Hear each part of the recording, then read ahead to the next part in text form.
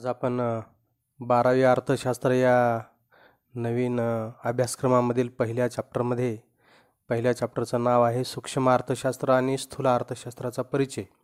Introduction to micro economics and macro economics. यामध्ये सुरुवातीला आहे प्रस्तावना.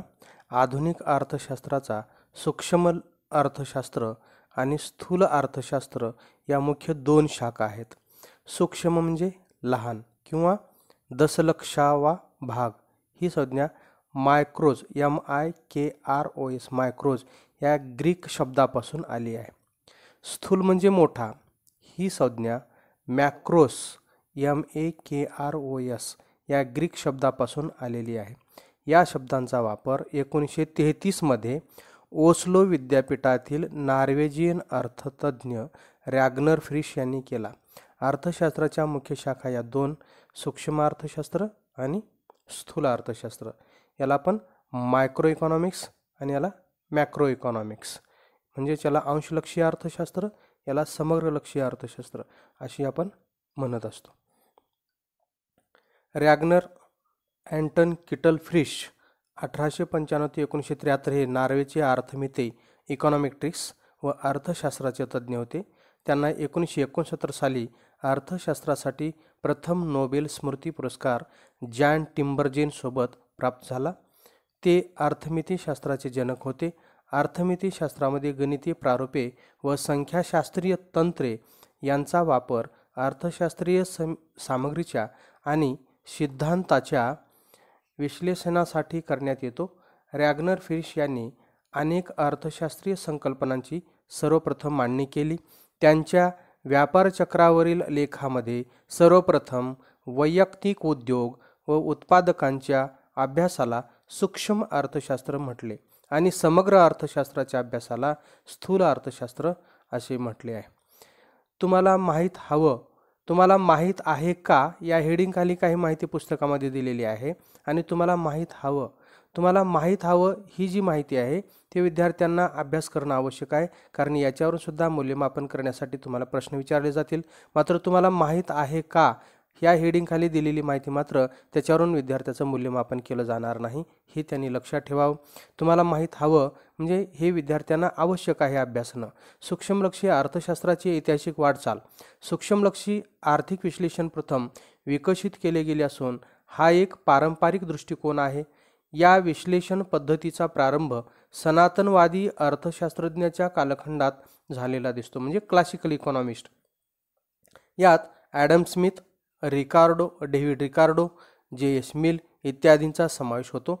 नवसनातनवादी अर्थशास्त्रज्ञ, याला पण न्यू क्लासिकल अर्थशास्त्रज्ञ प्राध्यापक मार्शल यांनी सूक्ष्मलक्षी आर्थिक विश्लेषण लोकप्रिय करण्याचे काम केले.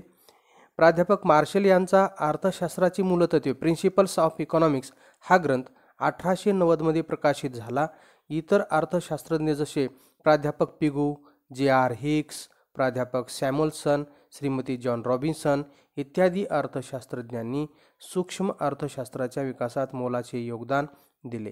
स्थूल अर्थशास्त्राची ऐतिहासिक वाटचाल, याला आपण मॅक्रो इकॉनॉमिक्स किंवा समग्रलक्षी अर्थशास्त्र किंवा स्थूल अर्थशास्त्र असे म्हणतो.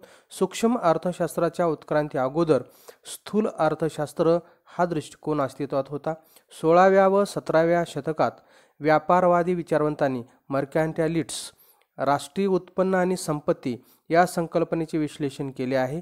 18व्या शतकात निसर्गवादी विचारवंतांनी सुद्धा फ्रेंच विचारवंत फिजोक्रॅट्स असे म्हणतो, राष्ट्रीय उत्पन्न आणि संपत्ती या संकल्पनांचे विश्लेषण केलेले आहे. तसेच शासनाला ज्या शिफारशी केल्या व धोरणे सुचविली ती स्थूल अर्थशास्त्राच्या आधारावर होती. तसेच सनातनवादी अर्थशास्त्रज्ञ प्राध्यापक ॲडम स्मिथ, प्राध्यापक रिकार्डो, प्राध्यापक JS मिल यांच्या सिद्धांतातही राष्ट्रीय उत्पन्न व राष्ट्रीय संपत्ती यांची चर्चा केलेली आहे. परंतु त्यांचे समग्रलक्षी विश्लेषण हे सूक्ष्मलक्षी विश्लेषणात मिसळून एकत्र केलेले दिसते.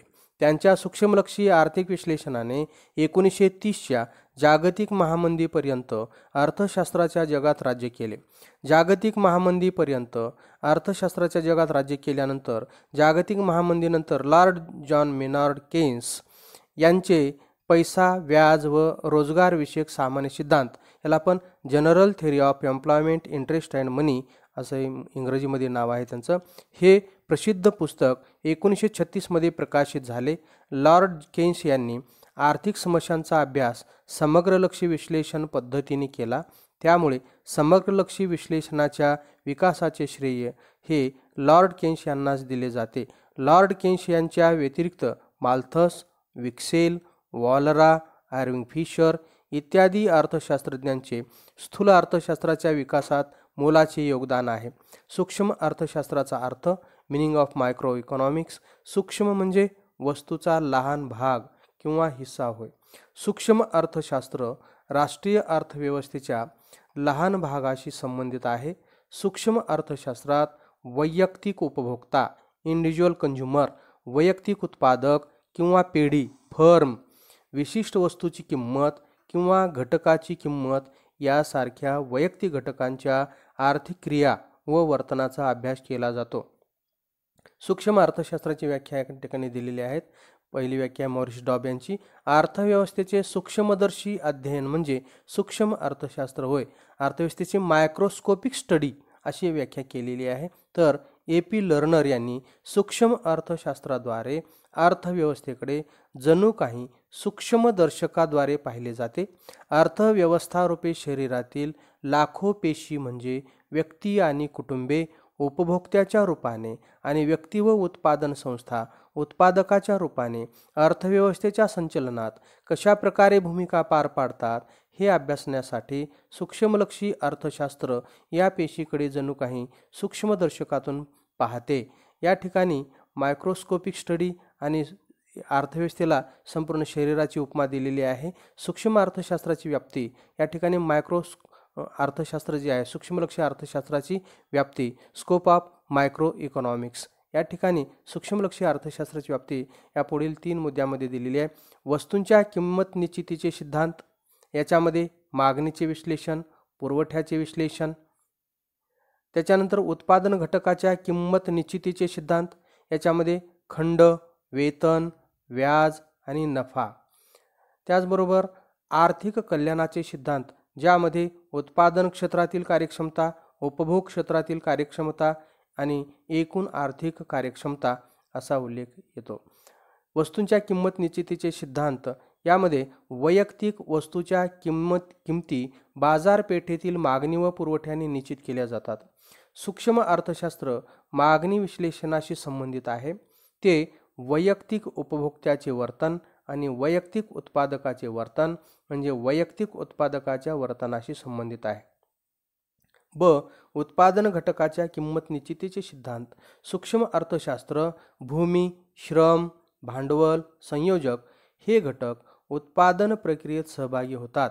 सूक्ष्म अर्थशास्त्र भूमीला खंड, श्रमाला वेतन, भांडवलाला व्याज आणि संयोजकाला नफा या मोबदल्याची निश्चिती करण्यास मदत करते.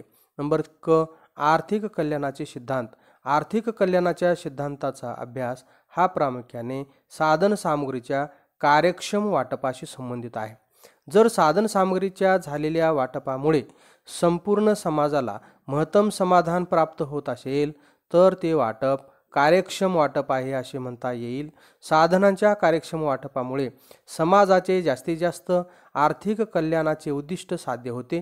दुसऱ्या शब्दात आर्थिक कार्यक्षमतांचा अभ्यास यात होतो. आर्थिक कार्यक्षमतांचा विचार 3 प्रकारे होतो: उत्पादन क्षेत्रातील कार्यक्षमता, उपभोगाच्या क्षेत्रातील कार्यक्षमता आणि नंबर 3 एकूण आर्थिक कार्यक्षमता. उत्पादन क्षेत्रातील कार्यक्षमतामध्ये उत्पादन क्षेत्रातील कार्यक्षमता म्हणजे उपलब्ध साधन सामग्रीच्या मदतीने जास्तीत जास्त उत्पादन घडवून आणणे. उपभोगाच्या क्षेत्रातील कार्यक्षमता संपूर्ण समाजाचे जास्तीत जास्त समाधान होईल अशा पद्धतीने उत्पादित वस्तू व सेवांचे लोकांमध्ये वितरण होणे. एकूण आर्थिक कार्यक्षमतामध्ये लोकांना सर्वाधिक प्राधान्याने हव्या असणाऱ्या वस्तूंचे उत्पादन होणे.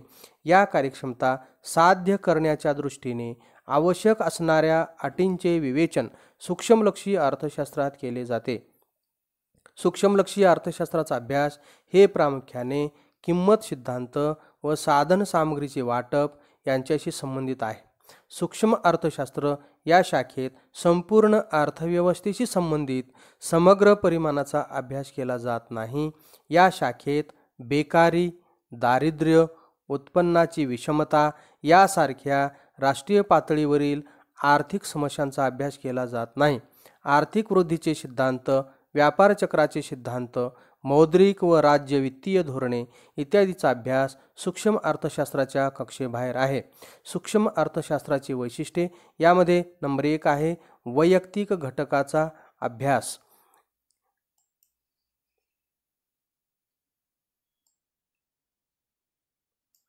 सूक्ष्म अर्थशास्त्रात विशिष्ट उद्योग संस्था, कुटुंब संस्था, वैयक्तिक किमती यासारख्या लहान वैयक्तिक आर्थिक घटकांच्या वर्तनाचा अभ्यास केला जातो.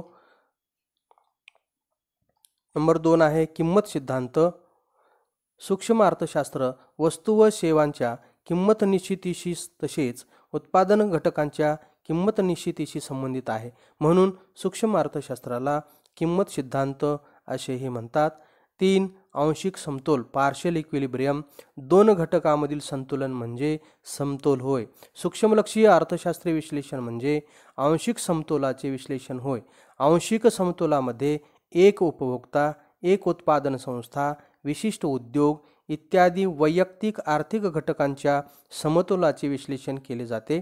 आंशिक समतोल विश्लेषण पद्धतीत वैयक्तिक घटकाला इतर आर्थिक घटकापासून बाजूला काढून त्याच्या समतोलाचा स्वतंत्रपणे अभ्यास केला जातो. नंबर 4 विशिष्ट गृहीतांवर आधारित इतर परिस्थिती कायम या मूलभूत गृहीतकाचाही आधार घेऊन विवेचनाची सुरुवात केली जाते.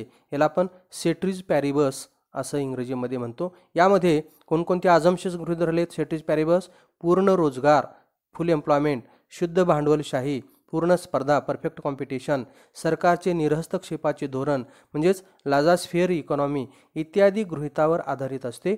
या गृहीतामुळे सिद्धांताचे विवेचन सोपे होते. नंबर 5 विभाजन पद्धत. सूक्ष्मलक्षी अर्थशास्त्रात अर्थव्यवस्थेचे लहानात लहान वैयक्तिक घटकांमध्ये विभाजन केले जाते व नंतर प्रत्येक घटकाचा स्वतंत्रपणे तपशीलवार अभ्यास केला जातो. म्हणजे सूक्ष्मलक्षी अर्थशास्त्रात विभाजन पद्धतीचा वापर केला जातो. उदाहरणार्थ राष्ट्रीय उत्पन्नामधील वैयक्तिक उत्पन्नाचा अभ्यास, समग्र मागणीमधील वैयक्तिक मागणीचा अभ्यास इत्यादी. याला आपण स्लायसिंग मेथड असेही म्हणत असतो. नंबर 6 सीमांत तत्वाचा वापर. मार्जिनॅलिझम प्रिन्सिपल. सीमांत संकल्पना ही सूक्ष्म आर्थिक विश्लेषणाचे मुख्य साधन आहे. सीमांत परिमाण म्हणजे एका वाढीव नगामुळे एकूण परिमाणात होणारा बदल होय. सीमांत तत्वाचा वापर सूक्ष्म बदलाचा परिणाम उत्पादक व उपभोक्त्याचे आर्थिक निर्णय घेताना केला जातो. नंबर 7 बाजार रचनेचे विश्लेषण. यामध्ये सूक्ष्म अर्थशास्त्र पूर्ण स्पर्धा, मक्तेदारीयुक्त स्पर्धा, मक्तेदारी, अल्पाधिकार म्हणजे perfect competition, monopolistic competition, monopoly and oligopoly या मार्केटच्या विविध बाजार रचनेचे विश्लेषण या ठिकाणी केले जाते. नंबर 8 मर्यादित व्याप्ती. सूक्ष्मलक्षी अर्थशास्त्राचा स्कोप हा मॅक्रो इकॉनॉमिक्सपेक्षा मर्यादित आहे. सूक्ष्म अर्थशास्त्राची व्याप्ती तेजी मंदी, व्यवहार तोल, राष्ट्रीय उत्पन्न, दारिद्र्य, बेरोजगारी, लोकसंख्या, आर्थिक वृद्धी यासारख्या राष्ट्रव्यापी आर्थिक समस्यांशी संबंधित नसून फक्त वैयक्तिक घटकांपुरती मर्यादित आहे. सूक्ष्म अर्थशास्त्राचे महत्त्व. Importance of micro economics. यामध्ये नंबर 1 आहे किंमत निर्धारण. विविध वस्तूंच्या किमती तसेच विविध उत्पादन घटकांच्या किमती यांचे स्पष्टीकरण करण्यास सूक्ष्म अर्थशास्त्र मदत करते. नंबर 2 मुक्त बाजार अर्थव्यवस्था म्हणजे फ्री इकॉनॉमी किंवा मुक्त अर्थव्यवस्था. सूक्ष्म अर्थशास्त्र मुक्त बाजार अर्थव्यवस्थेची कार्यपद्धती समजण्यास मदत करते. मुक्त बाजारपेठ ही अशी अर्थव्यवस्था आहे की ज्यात वस्तूंच्या उत्पादनाबाबत कोणते उत्पादन करावे, कसे उत्पादन करावे, किती उत्पादन करावे यासारखे आर्थिक निर्णय खाजगी पातळीवर घेतले जातात.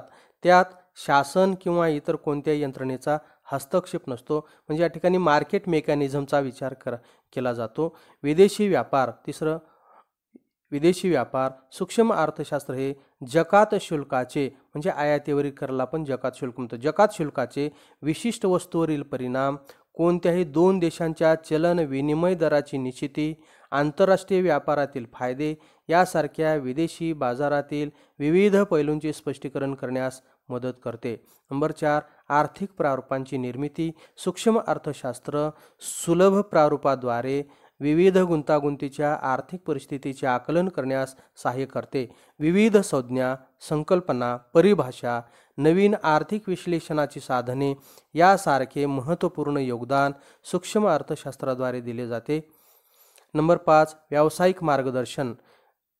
व्यावसायिक निर्णय. व्यावसायिकांना महत्त्वपूर्ण व्यावसायिक निर्णय घेण्यास सूक्ष्म आर्थिक सिद्धांत मदत करतात. या निर्णयामध्ये उत्पादन खर्चाची निश्चिती, वस्तूची किंमत निश्चिती, महत्तम उत्पादन आणि नफा इत्यादींचा समावेश होतो. नंबर 6, शासनास उपयुक्त.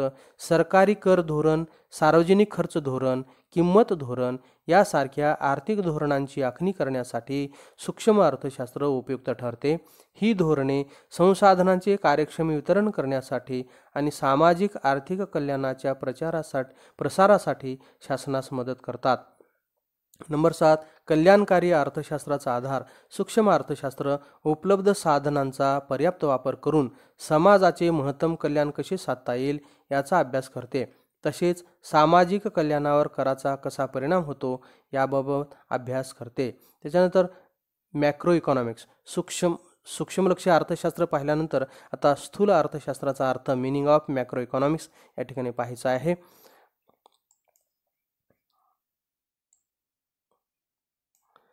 स्थूल अर्थशास्त्र संपूर्ण अर्थव्यवस्थेचे विश्लेषण करणारी अर्थशास्त्राची एक शाखा आहे. उदाहरणार्थ एकूण रोजगार, राष्ट्रीय उत्पन्न, राष्ट्रीय उत्पादन, एकूण गुंतवणूक, एकूण उपभोग, एकूण बचत, सर्वसाधारण किंमत, व्याजदर पातळी, व्यापार चक्रातील चढउतार, व्यवसायातील चढउतार इत्यादी स्थूल अर्थशास्त्र समग्र घटकाचा अभ्यास करते. स्थूल अर्थशास्त्राच्या व्याख्या, डेफिनेशन्स ऑफ मॅक्रो इकॉनॉमिक्स यामध्ये प्राध्यापक जे.एल.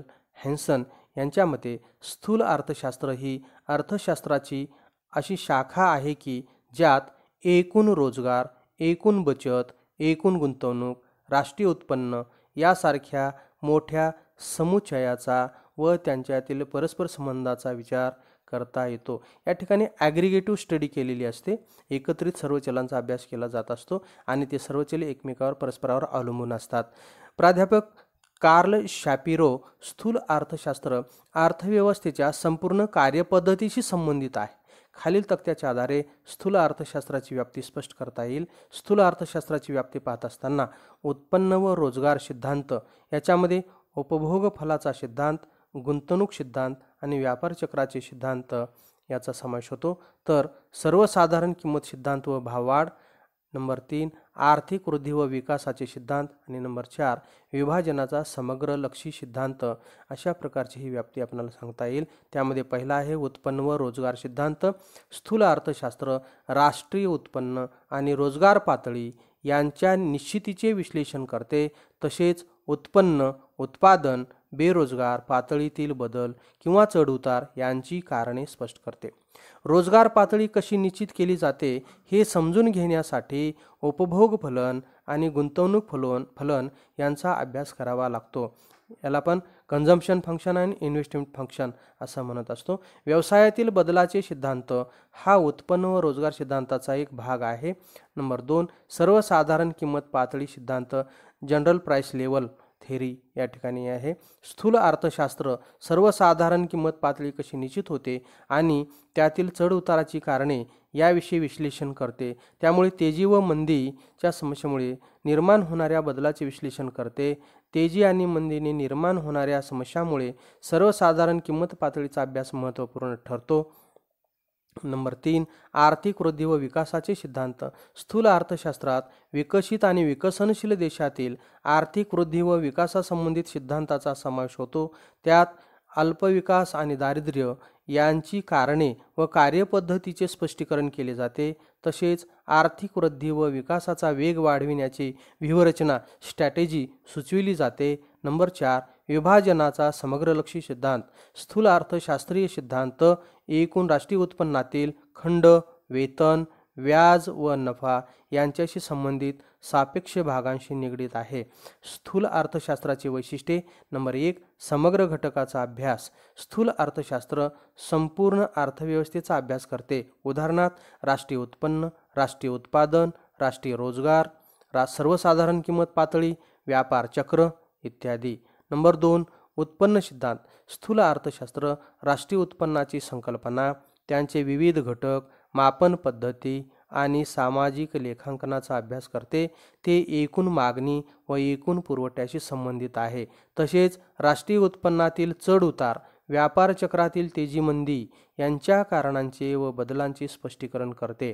नंबर 3 सर्वसाधारण समतोलाचे विश्लेषण.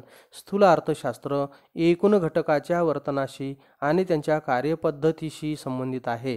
सर्वसाधारण समतोल संपूर्ण अर्थव्यवस्थेतील मागणी, पुरवठा व किंमत यांच्या वर्तनाशी निगडीत आहे. नंबर 4 परस्परावलंबन. स्थूल अर्थशास्त्र विश्लेषणात हे एकूण आर्थिक चले, उदाहरणार्थ उत्पन्न, उत्पादन, रोजगार, गुंतवणूक, किंमत पातळी यासारख्या आर्थिक चलांचे परस्परावलंबन लक्षात घेतले जाते. उदाहरणार्थ गुंतवणूक पातळीत होणाऱ्या बदलाचा अंतिम परिणाम उत्पन्न, एकूण उत्पादन, रोजगार आणि अखेरीस आर्थिक वृद्धीच्या. 5 राशी पद्धत. याला आपण लंपिंग मेथड असे देखील म्हणतो. राशी पद्धतीत एका घटकाचा अभ्यास नसून संपूर्ण अर्थव्यवस्थेचा अभ्यास केला जातो. प्राध्यापक बोल्डिंग यांच्या मते जंगल म्हणजे संपूर्ण झाडाचा समुच्चय असतो, परंतु त्यात एका विशिष्ट झाडाची गुणवैशिष्ट्ये दिसून येत नाहीत. यातून सूक्ष्म अर्थशास्त्र व स्थूल अर्थशास्त्र यामधील फरक दर्शविला जातो. नंबर 6 वृद्धीची प्रारूपे. स्थूल अर्थशास्त्रात आर्थिक वृद्धी व आर्थिक विकासातील विविध घटकाचा सहभाग अभ्यासला जातो. स्थूल अर्थशास्त्र वृद्धीची प्रारूपे विकसित करण्यासाठी उपयुक्त ठरते. आर्थिक विकासाच्या अभ्यासासाठी ही प्रारूपे उपयोगी ठरतात. विकासाच्या वृद्धी अभ्यासासाठी उदाहरणार्थ मूलभूत व अवजड उद्योगावर भर देणारे महालनोबिस वृद्धी प्रारूप. नंबर 7 सर्वसाधारण किंमत पातळी. स्थूल अर्थशास्त्रात सर्वसाधारण किंमत पातळी निश्चिती व त्यातील बदल यांचा अभ्यास असतो. सर्वसाधारण किंमत पातळी म्हणजे अर्थव्यवस्थेतील सद्यस्थितीत उत्पादित केलेल्या सर्व वस्तू व सेवांच्या किमतीची सरासरी होय. नंबर 8 धोरणाभिमुख. लॉर्ड केन्स यांच्या मते स्थूल अर्थशास्त्र हे आर्थिक समस्या सोडविणाऱ्या धोरणांची चर्चा करणारे शास्त्र आहे. उदाहरणार्थ भाववाढ नियंत्रण, रोजगार निर्मिती, अर्थव्यवस्थेला मंदीतून बाहेर काढणे इत्यादी. स्थूल अर्थशास्त्राचे महत्त्व. Importance of macro economics. यामध्ये नंबर 1 अर्थव्यवस्थेची कार्यपद्धती. स्थूल आर्थिक विश्लेषण आपल्याला आर्थिक व्यवस्थेच्या कार्यपद्धतीची कल्पना देते. हे विश्लेषण व्यापक आणि गुंतागुंतीच्या अर्थव्यवस्थेतील एकूण आर्थिक चलांचे वर्तन समजून घेण्यास सहाय्य करते. नंबर 2 आर्थिक चढउतार. उत्पन्नातील चढउतार, उत्पादन आणि रोजगारातील चढउताराची कारणे तसेच त्यांचे नियंत्रण आणि त्यांची तीव्रता कमी करण्यासाठी स्थूल अर्थशास्त्राचे विश्लेषण मदत करते. नंबर 3 राष्ट्रीय उत्पन्न. स्थूल अर्थशास्त्राच्या अभ्यासामुळे राष्ट्रीय उत्पन्न आणि सामाजिक लेखा यांचे अनन्यसाधारण महत्त्व समोर आले आहे. राष्ट्रीय उत्पन्नाच्या अभ्यासाशिवाय नवीन आर्थिक धोरणांची मांडणी करता येत नाही. नंबर 4 आर्थिक विकास. स्थूल अर्थशास्त्रातील प्रगत अध्ययनामुळे विकसनशील देशातील दारिद्र्य व उत्पन्न व संपत्तीतील विषमता, लोकांच्या राहणीमानातील फरक इत्यादी समस्या समजण्यास मदत होते. हे आर्थिक विकास साध्य करण्यासाठी मदत करते. नंबर 5 अर्थव्यवस्थेची कामगिरी. संपूर्ण अर्थव्यवस्थेच्या कामगिरीचे विश्लेषण करण्यासाठी स्थूल अर्थशास्त्रात मदत करते. राष्ट्रीय उत्पन्नाच्या आकडेवारीचा उपयोग दीर्घकाळात अर्थव्यवस्थेच्या कामगिरीचे मापन करण्यासाठी केला जातो. एका कालावधीतील उत्पादित वस्तू व सेवांची तुलना दुसऱ्या कालावधीतील उत्पादित वस्तू व सेवांशी केली जाते. नंबर 6 स्थूल आर्थिक चलांचा अभ्यास. अर्थव्यवस्थेचे कार्य समजून घेण्यासाठी स्थूल आर्थिक चलांचा अभ्यास करणे महत्त्वाचे आहे. आपल्या अर्थव्यवस्थेतील मुख्य आर्थिक समस्या या एकूण उत्पन्न, उत्पादन, व रोजगार आणि सामान्य किंमत पातळी यांच्यासारख्या आर्थिक चलांशी संबंधित आहे. नंबर 7, सामान्य रोजगार पातळी, स्थूल अर्थशास्त्र रोजगारीची सर्वसाधारण पातळी आणि उत्पादनाचे विश्लेषण करण्यास मदत करते. या ठिकाणी एका दृष्टिक्षेपात तुलना केलेली आहे सूक्ष्मलक्षी अर्थशास्त्र आणि स्थूल अर्थशास्त्र. यामध्ये तुलनेचे मुद्दे दिलेले, तिथं अर्थ सूक्ष्मलक्षी अर्थशास्त्रामध्ये अर्थाच्या संदर्भात सूक्ष्मलक्षी अर्थशास्त्रात सांगितलेलं आहे. सूक्ष्म अर्थशास्त्र हे अर्थव्यवस्थेतील वैयक्तिक घटकाच्या वर्तनाचा अभ्यास करते, तर स्थूल अर्थशास्त्र हे संपूर्ण अर्थव्यवस्थेतील एकूण घटकाच्या वर्तनाचा अभ्यास करते. या ठिकाणी अर्थाच्या संदर्भात आपल्याला फरक सांगितलेला आहे. नंबर 2 सांगितलेला आहे साधने. वैयक्तिक मागणी आणि वैयक्तिक पुरवठा हे सूक्ष्मलक्षी अर्थशास्त्राची साधने आहेत, तर समग्रलक्षी अर्थशास्त्राची साधने म्हणजे समग्र मागणी आणि समग्र पुरवठा.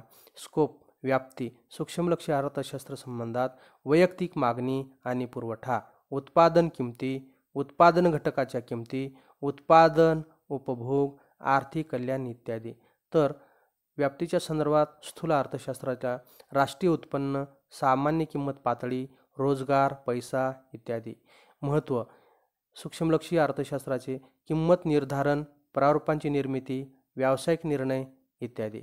तर आर्थिक चढउतार, राष्ट्रीय उत्पन्नाचे अध्ययन आणि आर्थिक विकास असे महत्त्व समग्रलक्षी अर्थशास्त्राचे सांगता येईल. सिद्धांतामध्ये सूक्ष्मलक्षी अर्थशास्त्रात किंमत सिद्धांत, तर समग्रलक्षी अर्थशास्त्रामध्ये उत्पन्न आणि रोजगार सिद्धांत. उदाहरण, सूक्ष्मलक्षी अर्थशास्त्राचे वैयक्तिक उत्पन्न, वैयक्तिक उत्पादन, तर स्थूल अर्थशास्त्रामध्ये राष्ट्रीय उत्पन्न, राष्ट्रीय उत्पादन इत्यादी. यावरून आपल्याला असे म्हणता येईल की सूक्ष्मलक्षी अर्थशास्त्र हे इंडिव्हिज्युअलिस्टिक आहे, तर समग्रलक्षी अर्थशास्त्र किंवा स्थूल अर्थशास्त्र हे ॲग्रिगेटिव्ह स्वरूपाची आहे. या ठिकाणी सूक्ष्मलक्षी अर्थशास्त्रात एका खुल्या घटकाचा संपूर्ण अर्थव्यवस्थेपासून त्या घटकाला वेगळे करून त्याचा सखोल असा तपशीलवार अभ्यास केला जातो, तर समग्रलक्षी अर्थशास्त्रामध्ये सर्व चलांचा एकाच वेळी एकत्रितरित्या अभ्यास केला जातो. या ठिकाणी एखाद्या चलाचा सर्व घटकावर परिणाम होतो आणि त्या सर्व घटकाचा एका घटकावर परिणाम होतो.